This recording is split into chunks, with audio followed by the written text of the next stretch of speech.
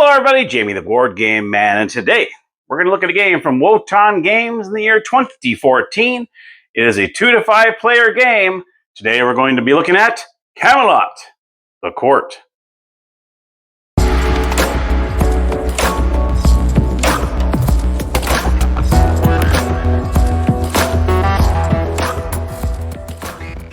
Alright buddy, here we are at the gaming table with Camelot the Court. Oh good grief, knights and tights. Alright. Okay, so I'm going to go ahead and show you the components real quick, which are, it's very easy, not too many things to it, and then the setup is very easy as well. So right here you have the board. The object of the game is you want to be the first player to 100 points. Pretty much you start on 0 and wrap around. First player to get back to that 0, 100 points wins the game. Of course, if you want a shorter game, you can always go to 50, 75, and so on. I just played this, and we played it to 100. It did not outlast us welcome, that is for sure. Okay. You also have your action cards. You have 80 of those total. You also have your factions right here. There's your Knights of the Round Table. Each player will select one stack. Each one of them is the same. They just have different names, but you see they have different knights for each one of these. You also have a playing marker, a score marker, I should say, for each one. I thought it was interesting that each one of them has its corresponding color, except for the black actually has a white marker, which I thought was interesting. And a D6 die. That's pretty much your components. Now for setup, it's very easy for the setup. You're going to take these action cards, and you're going to give 6 cards to each player. That's what you're going to start off with, and then you'll go ahead and leave these out. And what you'll do is at the end of your turn, you're going to go ahead and redraw up to 6 cards. You can play as many cards as you want on your turn. Now at the very beginning, now this is funny how this, they say players choose a faction and place their scoring counter on 0. And this is how they tell you to pick a first player, which I thought was kind of funny. Any player wearing mauve, pink, or primrose colored tights goes first. Otherwise, roll the dice. So I think odds are you're probably going to be rolling the die. Okay? All right. So now what you're going to do is we're going to go ahead and play with the blue and the yellow. We'll just take the 2 bottom ones here. These rest will go back in the box, and I'll just put these up to the side here and out of the way. Okay, well, I'm just going to do a simple little 2-player for you. And then we'll have the yellow player. You're going to put your marker on 0, and then we'll have the blue player right here. And the blue will place it right over here. Now you're going to decide which 2 knights you want to begin with on the Great Hall. This is called the Great Hall, or in other words, the equites. Equites, I think that's how you say that. Then the second level here, you got the nobilitas. And then you have the top row, which are the senators. And it really depends on scoring, which I'll go over a little later, where you are in the good old round table area here. That's how you get the scoring, which we'll go to in a minute. So the first player is going to choose any one of these knights and place them anywhere in the Great Hall. So let's say I'm going to say, well, I'm going to go ahead and put, let's see, Sir Trumpin-Pants. I'm going to place him right here. Okay. Then yellow is going to choose one, Sir Render Monkey. And let's just say he puts his here. And the blue player is going to go ahead and choose one more. He's going to put Sir Jerry. He's going to go ahead and place him right over here. And then the yellow player is going to place his final one. He's going to go ahead and put Serpent. Oh, let's do Sir Lancelot. Sir Lancelot's in there. We're going to go ahead and place him right here.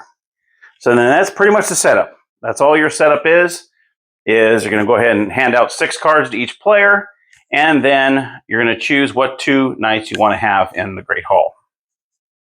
Now let's go ahead and go over these numbers that are on these cards. You'll see 2 different numbers on here. The left number represents your power. Okay. The right is your influence or your points. Okay. How you move these knights, okay, is you have to follow the ropes. So in this case, in this one here, he can go either here or here. He can go either here or here. He can only go here. And Sir Lancelot over here can go here or here. And it goes the same for all the rest of the way. You'll see all the ropes showing going different areas to get to the areas. Now, in order for you to move, one of the cards and the most cards in the deck is the move card. If you play a move card, You can move up one of your knights, or you can move one of your opponents. So I'm the blue player. I'm going to go ahead and decide I'm going to play a move card. And I can play as many of these cards as I want in my hand. You're going to have 6. You can decide to stop whenever you want. Once you stop, then you're going to draw back up to 6. That's the end of your turn. But I'm going to go ahead and go over all the different cards, all the different action cards that are in the game. There are probably about 6 different ones, I believe. And the first one is move. Like I told you earlier, there's 80 action cards. 40 of them are move cards. So most of them are going to be move. Let's just say I want to move Sir Trumpenpants, and I'm going to go ahead and move him over here. I move him here. All right. That'll be my move. And then I can go through my hand, and I can just decide, okay, do I want to play another move card? Do I want to play a different card? All that, so on. Okay. Now the yellow player is going to look at their cards. Let's just say they choose a move card as well. There's so many move cards. That's probably, let's see, I didn't do the 6 cards each here. So let's just say he plays a move card as well. But then again, I'll be playing as many cards as I want in my hand, but I just want to show you back and forth how this goes. So I can either choose to move one of mine, or I can move maybe one of the other knights out of the way. I can say, okay, I'm going to move him right back down to here. And then maybe I want to play another move card, and then I can move him up here. I can do something like that. That's what the move card does. You're pretty much moving one space at a time, whether it's yours or your opponent's. All right. Let's move on to another card that's in there. And we're going to go over the banish card. The banish card, what happens here is, let's just say we have some knights out here and so on. Let's kind of say that's the deal right here. And maybe I have another blue one down here, and he has another yellow down here. And how to move another knight up here is a move card. So if you want to take one from your hand and place it down in the Great Hall, you have to use a move card to move him to the Great Hall. You can have as many of them out there as you want, as long as there's room down here. If I use a banish card, okay, say I play banish, the blue player plays a banish, I'm going to try to banish Sir Lancelot over here. Okay, now like I said earlier, the left number is the power number. That is a 3. So what I have to do is I have to roll this die, and it has to be more than 3 in order for me to banish him off the board. I'm going to roll. It's a 6. I have banished Sir Lancelot. It goes back into the player's hand. He is out of the game of play. That is the banish card. So you can see that can be a pretty big card. All right. So that's what the banish does. But you have to roll at least higher than that number. You can't tie it, but you can. It has to be higher than that number. Now let's just say, let's see the blue players here. We'll do this. Okay. Now let's just say Sir Galahad, that's down here, wants to go after Sir Trumpenpants. Some Trumpenpants. I'm going to get these names mixed up here. So let's just say so I have to play a move card. And I'm going to go up against Sir Trumpenpants. Okay. So you see right here, Trumpenpants is 3. I'm sorry, Trumpenpants is over here. Trumpenpants is 2. Galahad is 3. So now I'm going to roll. And whatever I roll gets added on to the 3. I roll, it's a 2. So now I have a power of 5. He has 2 up here. He rolls a 6. He wins. The defender wins. So all that happens is my guy just goes back down here.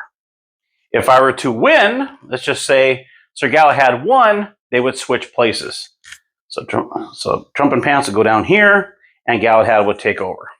So that's what the duel is. What you do is you go up to him, and then you go and you roll the die, you add it to the numbers of the power. Okay? And that's how it goes. If it's a tie, the defender wins. So if I had rolled a 2 here and I rolled a 1 here, it's 4 and 4, the defender would always win. Let's go on to another card. And these are a couple different ones you could choose from here. These are your followers. Some followers will give you, on the left-hand side, will give you more power, and some followers will give you more points or influence. Okay. The most you can have on one knight is 2 cards. That's the most you can have. Either have 2 power or 2 influence, or you can have 1 of each. And what you would do is, if you wanted to play this one, you would place it underneath like so. So now you can see this one has 1 power and 4 influence. Let's just say I had this card in my hand. I can place this right behind here. Now he has the maximum amount of followers he can have. And now his power is now 3, and his now influence is 4. And these will move along with him, like so on, okay, when he moves. And those go move along with him. The next card, action card that's in the deck I want to go over, is the Gossip card. If a player plays a Gossip card, let's just say I'm the blue player and I played Gossip. I told Gossip about one of the knights on the other side. He has now been scandalized. And what happens is, say I choose Sir Lancelot up here to be scandalized. What you're going to do is you're going to take this, flip it backwards, upside down, and now he has been scandalized. And now you see the power is now 0 and his influence is 0. So he stays out there, but he has now been flipped to scandalized. Ooh, okay. So now I would be able to go up against him if I wanted to. Just say this was a blue player here, just for an example. I use the move card, and I'm going to go up here. I'm going to go after Sir Lancelot now. So now I have 3 power. He has 0, but you're still going to roll the dice. So it's not a for sure thing yet. He might have 0, but hey, it's not over yet. So blue's going to roll. I rolled a 4. That's 6 and 7. I automatically win that because you can't roll more than a 6 on the die roll. But let's just say I rolled a 2. Then I would be 5. And then he would roll. He would have to roll a 6 in order to do it. So since I bought him, then we're going to switch like we normally, like I said we would. And that's what would happen there. If you banish, like you say, if you want to banish the player, then that's what happens there is you have to roll the die. And of course, when you banish the player, you got to roll over. Of course, it's a 0. It's not going to be that hard to do. And if you have a banish card, you would banish him off like so. Now let's just say you had a follower. Say yellow player had the banish card. Okay, where's that banish card? Say yellow player had the banish card.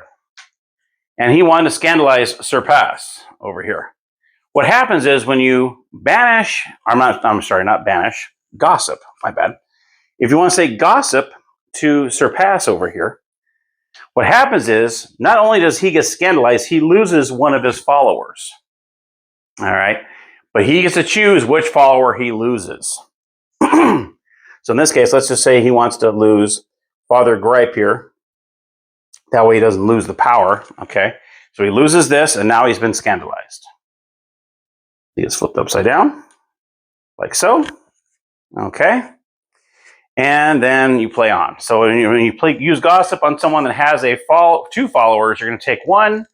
If he has 1 follower, he loses that follower. He flips over to be scandalized. Okay. Now, you're wondering, how do I get unscandalized? There's 2 different ways for that to happen. Either you play a Gossip on your turn, and now you can say good things about your knight. And that's one way to get him unscandalized. You use a Gossip card and use it on yourself. And you can talk good things about your knight, and now he's no longer scandalized. Or, for instance, you use a scorecard. When you use a scorecard, you always want to use this card at the very end of your turn. You can't use a scorecard and then continue playing on your turn. When you're done moving around, doing what you're doing, this is always the last card you're going to use on your turn as a scorecard. When you use a scorecard, this is when scoring comes into play. But you are not the only one that gets a score. Everybody on the board gets a score. So that's the trick. So in this case, the equates, I wish I knew how to say that. Equates, I think it is. For everyone that's on here, you get 1 point.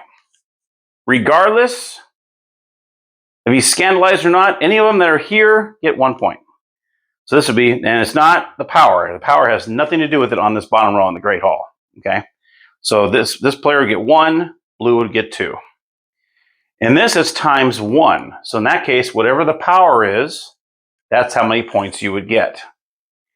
If you're up in the senator area, let's just say this one's up here, you would get times 2. So in this case, I have 2 up here. Times the 2, I would get 4 points for that. Okay. Once everyone has gotten their scores, obviously you're going to move your little score markers across the way here. At that point, any players, any knights that have been scandalized are now unscandalized. Okay. So every time you use a scorecard, whether it's you or someone else, when anybody uses a scorecard, everybody that's scandalized is now no longer scandalized. So you can either play a gossip card on your own turn, or someone uses a scorecard. And after that is done, then everyone gets flipped over back on the good side. Another powerful card that's in there is the Merlin card. The Merlin card lets you switch another knight for yours. So what happens is, say I'm all the way down here, and Sir Lancelot's all the way up here. I play the Merlin card. Dun, dun, dun, dun, dun, I swap sides with him. And now I am in the center spot, and Sir Lancelot is back down into the Great Hall. So the Merlin card is very, very powerful card, let me tell you. So, and I believe there's only 3 of those Merlins in that whole deck. Of 80 cards, there's only 3 Merlins. Okay. The last card I'm going to show you is the Dwarf card. The Dwarf card, I believe there's only 3. Yeah, there's only 3 of these in the deck as well. These are almost like a wild card. You can use this Dwarf for banish, gossip, move, or score. You can use it at any one of those 4 items. And that's the Dwarf. And that's pretty much all of the cards that are in the deck. You got your Dwarf, which is the wild card, so to speak. You got the Merlin card where you swipe. The score is when everyone gets their scores, but you always use this at the end of your turn. Gossip will turn a knight scandalized, or in your case, if you want to use it on your own turn, unscandalized. You also got the Banish card, where you have to roll and see how much, if you roll higher than what that player has. And of course, you have the Move card. And the Move card just moves you around. And don't forget, the Move card, you can move your own, or you can move an opponent's. And that's pretty much the game. So you're going to play a few, you're going to keep on playing until someone reaches 100. And as soon as someone reaches the 100, you win the game. And that, my friends, is Camelot the Court. All right, so let's head upstairs. I'm going to go ahead and give you my final thoughts. All right, so my final thoughts on Camelot the Court. Well, it's funny that this morning when I woke up and I said, okay, I'm going to do this episode today. And as I'm walking down the steps and I'm looking at the thing, at the board here, or not the board, but the actual lid here, and I got a big smile on my face. So that tells me right there, I love the game. I finally got to play it last weekend and just had a blast with it. Even though I got my butt smoked in this game, I still really enjoyed it. If you know that you lose terribly and you still love the game after playing it, you know you like the game. I really, really do. And the one thing about this game is as you could probably tell in the tutorial, there's a lot of gotcha in this game. I mean, there really, really is. And let me tell you, we had 3 players playing. My buddy Mark, and then Marshall came for the first time. He was a first-timer coming over and playing, having a game night over at my house here. And let me tell you, it was gotcha all over the place. I mean, the Merlin card was used. I finally made it to the top, and then Mark goes, boom. And he uses he uses the Merlin card. And luckily, I had one in my hand. And so next time I go, okay, boom, switched it back over, put myself back in the senator spot. So, and there's just a lot of, a lot of the gossip, getting scandalized, and then we're moving to go after that person. I mean, it's crazy, but it was so much fun. In this game, a lot of games you're just like, ah. In this game, I kind of like chuckled. Like, ha, that's great. Oh, man, that was a good move. You got me off the board. Hey, hey, that's cool. And that's the way it was in this game. It was more like, oh, man, then like, oh, come on, dude, really? There was none of that. We just had a good old time in this game. Playing to 100, really, I wish I would have timed it. It really didn't, it outlasted welcome. It really didn't. It seemed like 100 was a good, but they do say if you want to go to 50, 75, play to 100 in this game. This game is going to be so much fun, you don't want it to end that quickly because you're enjoying moving the people around. And what's crazy is, yeah, you have 6 cards. Sometimes you can do a lot with those 6 cards. And you can play as many of those cards as you want. You can play all 6 if you want. You could drain out your cards, whatever you want to do. The only rule there is pretty much is you have to use that scorecard at the very, very last, like the very last play of your turn. That's the only really rule that there's in there. So, and at one point in the game we played, Mark had all 3 sections of the Senators taken.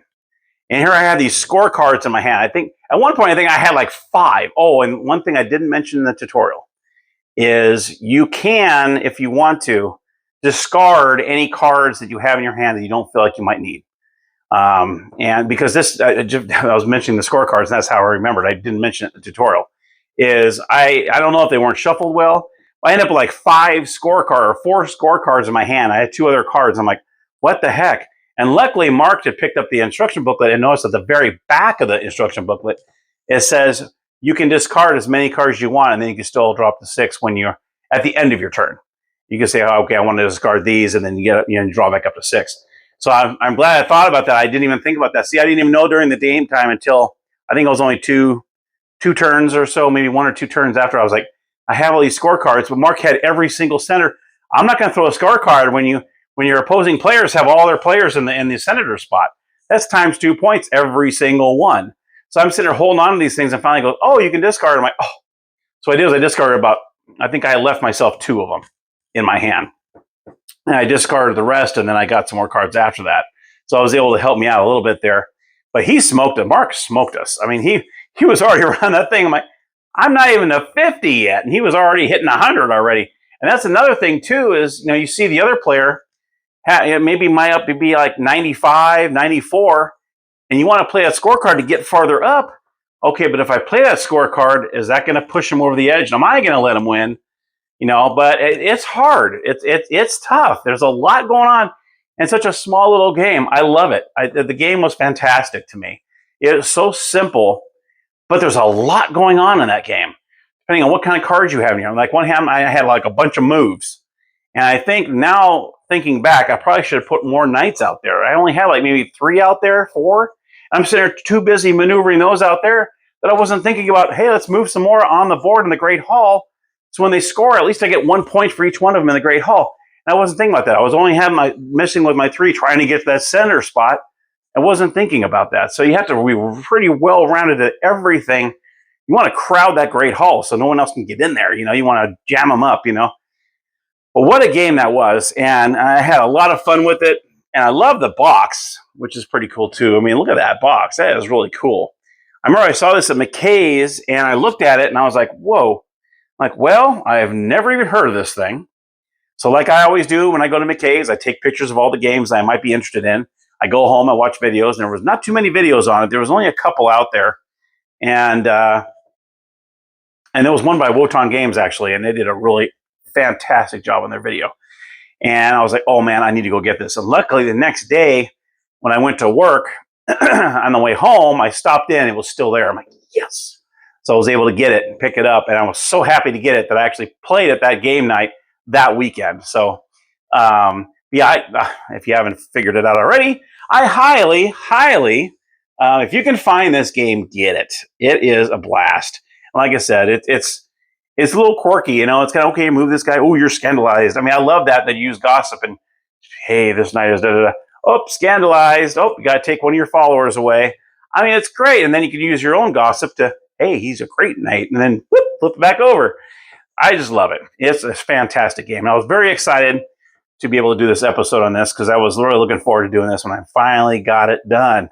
All right, everybody, that is my review. Thank you so much for watching. Get the game if you can find it. I highly recommend it. And until next time, everybody, happy gaming.